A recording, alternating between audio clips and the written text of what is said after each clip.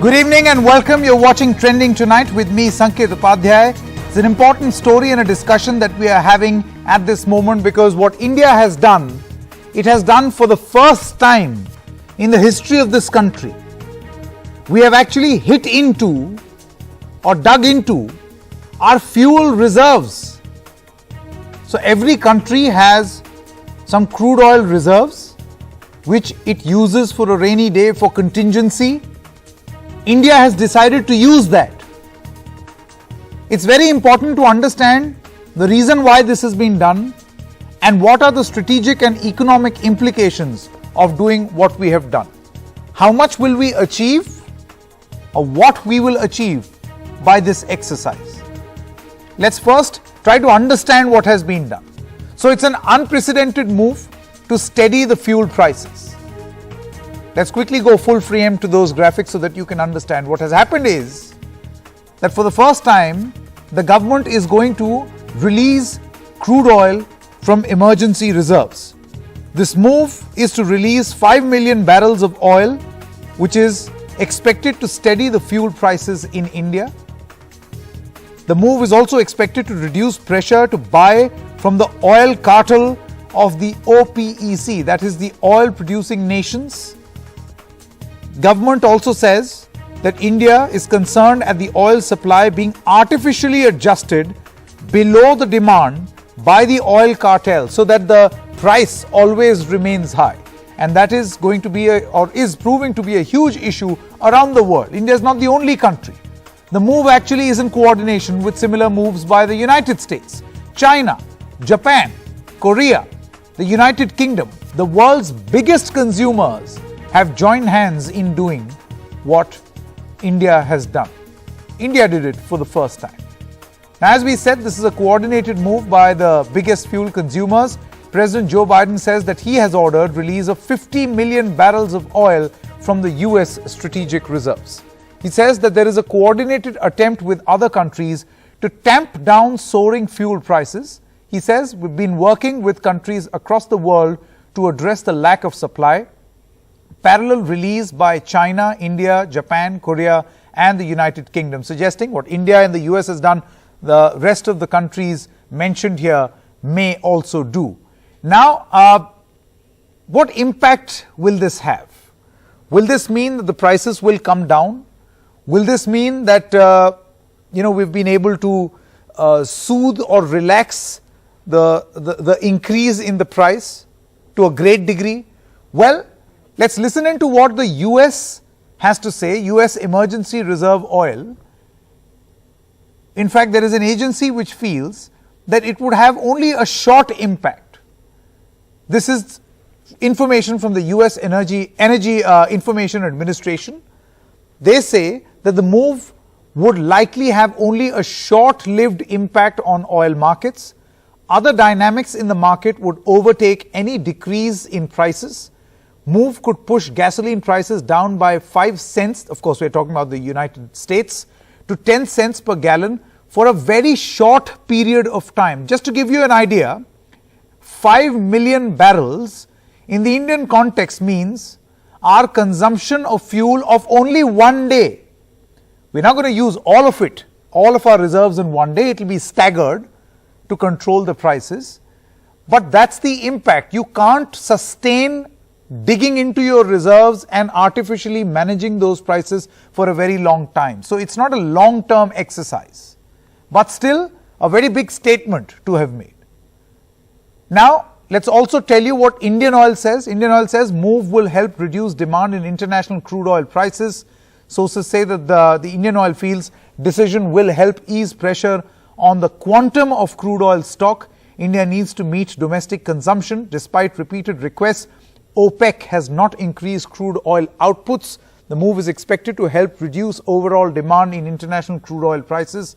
Move could also help stabilize price of crude oil in international market in the coming days. But the big question is, for how long and what exactly do we want to achieve?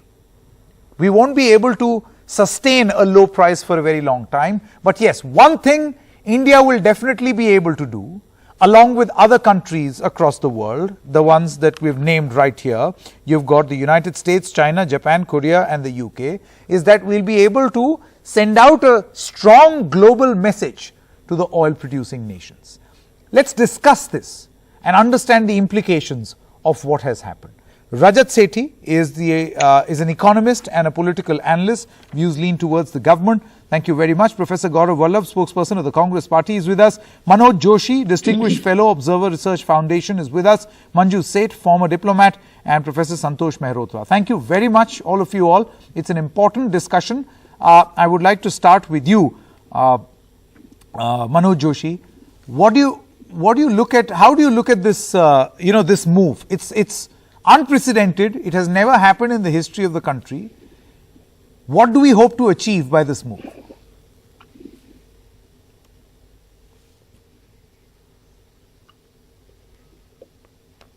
Mr. Joshi, we are not being able to hear you. You may want to unmute yourself.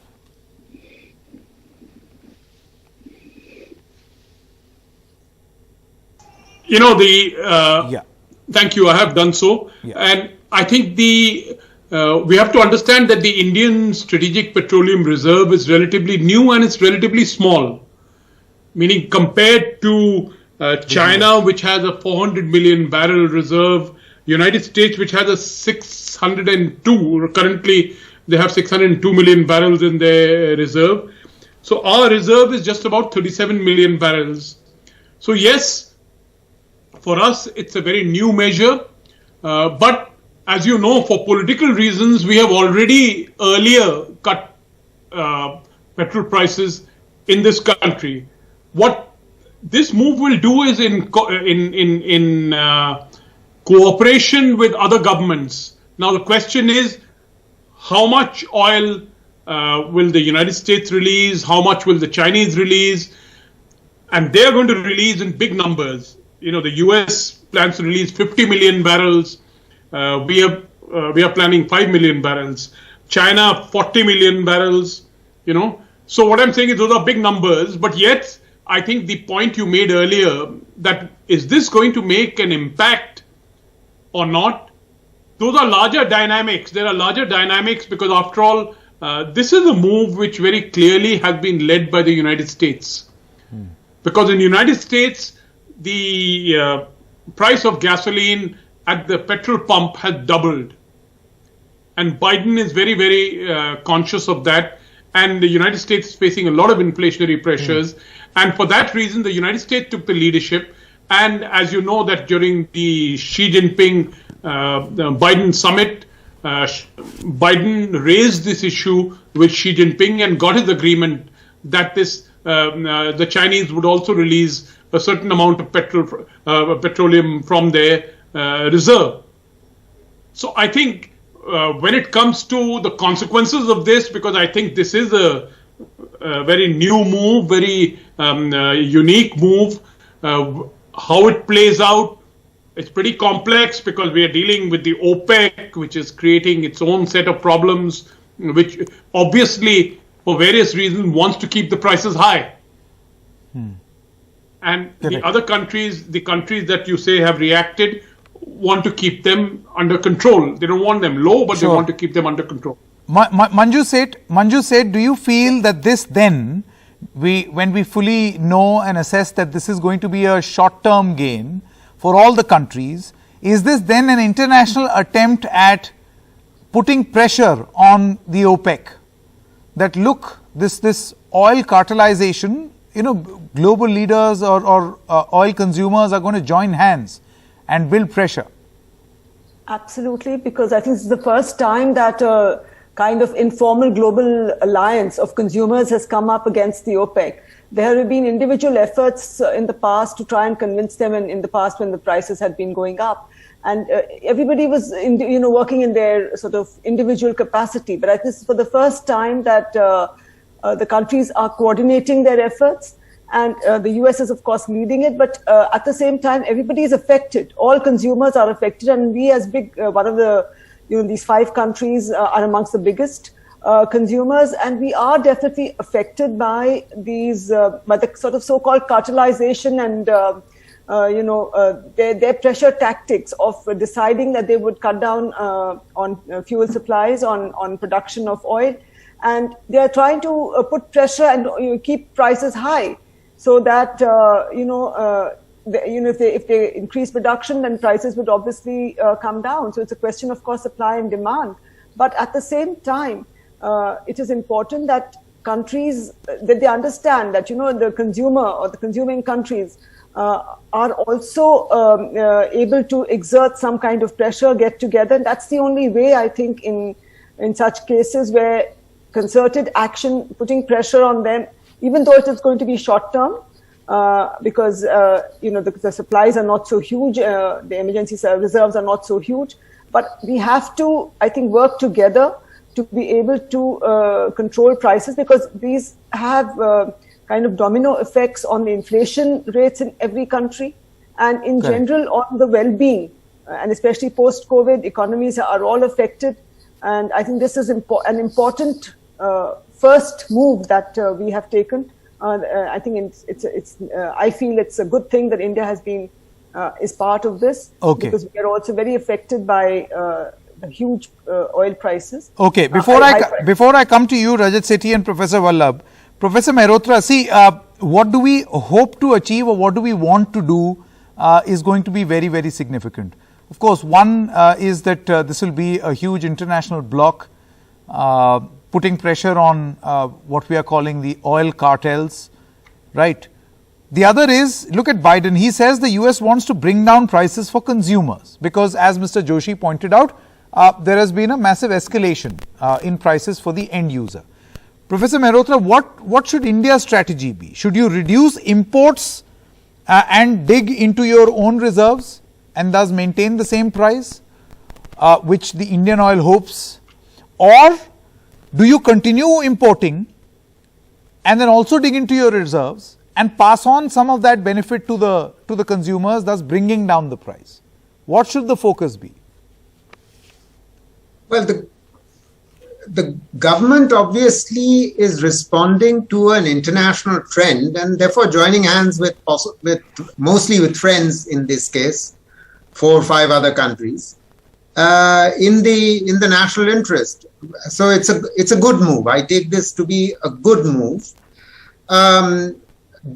Firstly, because we all know that there is an international recovery from the COVID pandemic effects underway globally, as there is in India.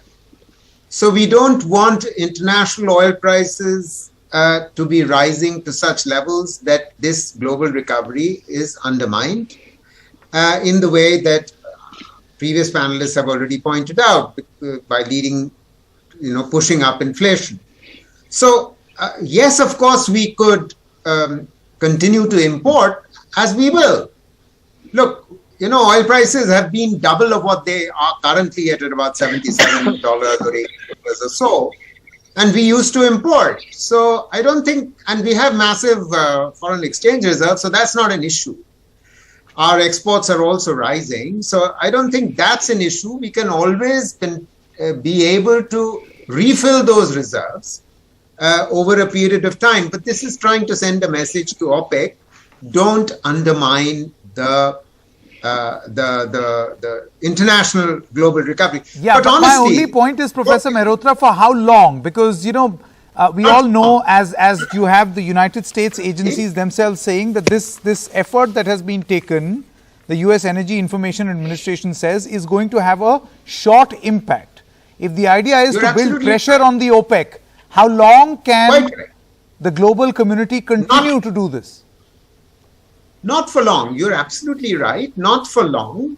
But there are obviously domestic payoffs from the Indian perspective, from the Indian government's perspective, because I'm sure the Indian government is thinking that if it reduces its reserves, it leases out the storage space it has perhaps to domestic refineries and make some money. That's one possible consideration.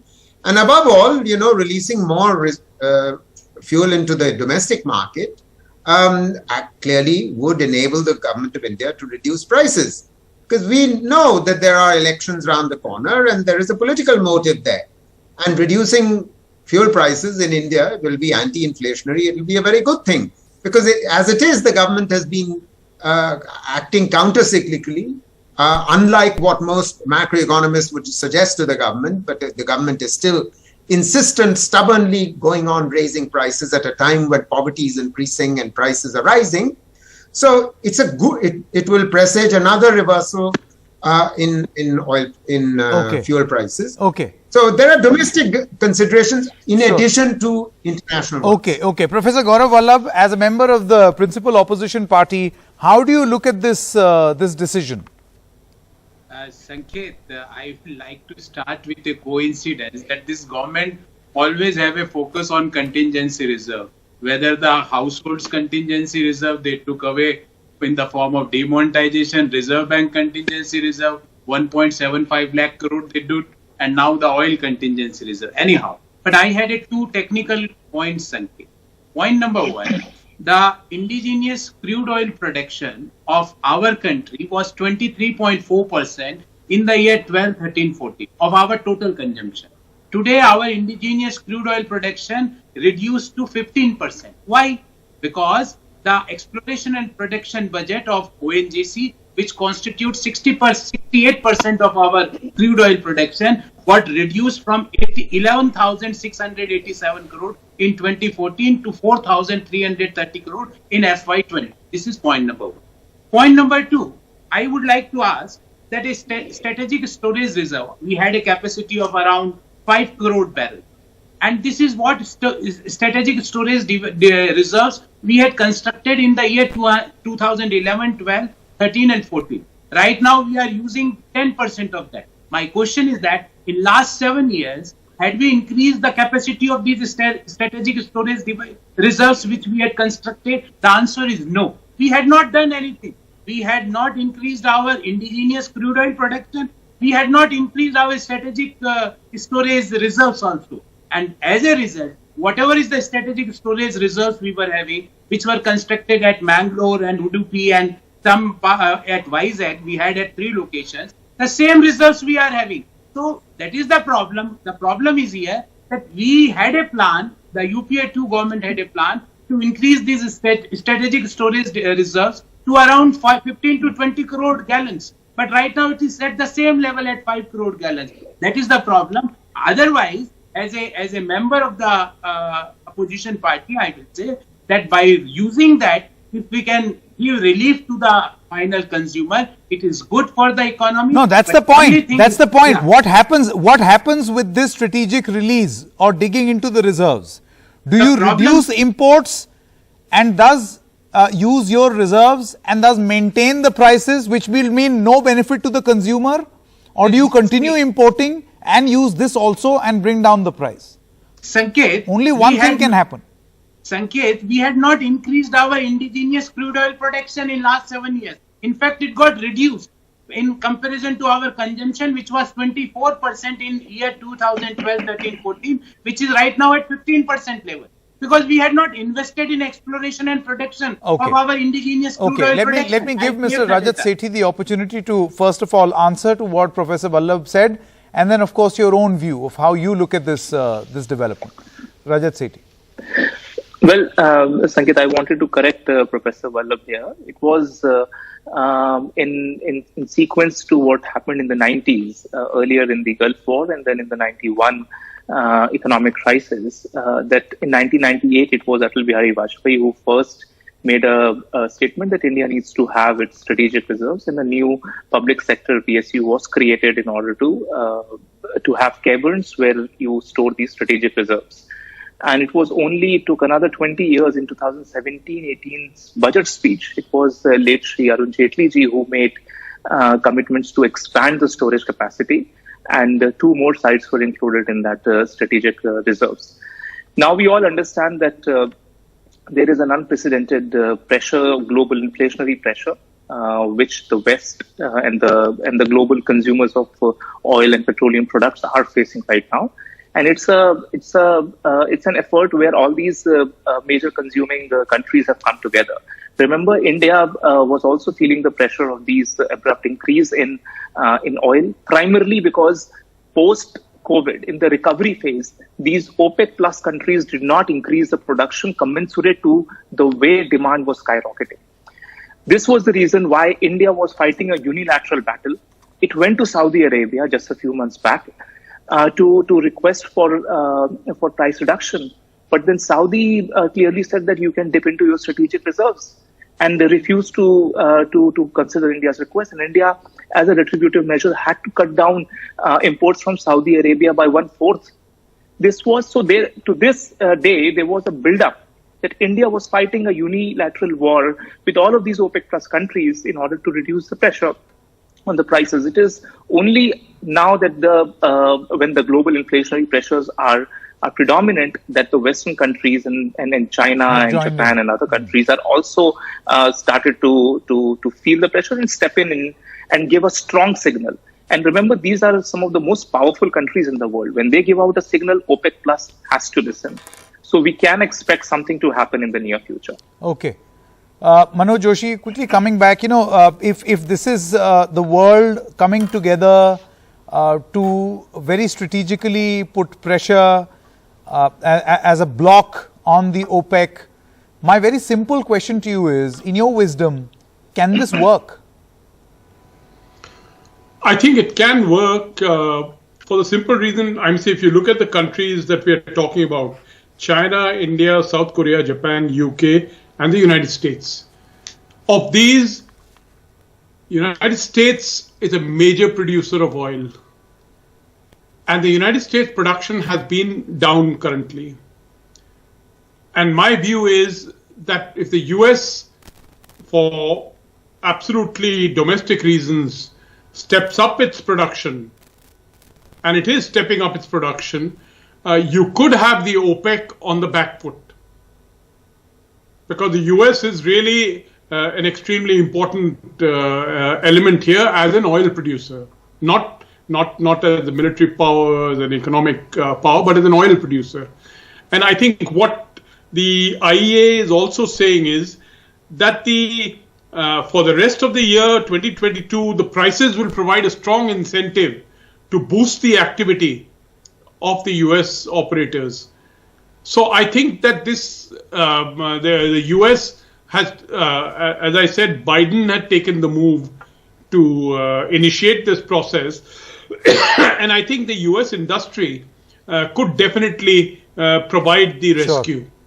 Sure. Okay. Gaurav Vallabh wanted to come in. Yes, Professor Vallabh. Sanket, as you yourself had pointed out, that by using that strategic storage reserves, it's equivalent to our 1 day's consumption. And I asked a very simple question, that in last 7 years, we were not able to add up the strategic storage reserves. It is still at the same level, that is 5 crore gallons. So that is equivalent to around 10-12 days consumption of our country. So only way forward is that we have to increase the internal indigenous crude oil exploration, which we missed the bus in last 7 years. Okay, very quickly, right to reply, Rajat Sethi.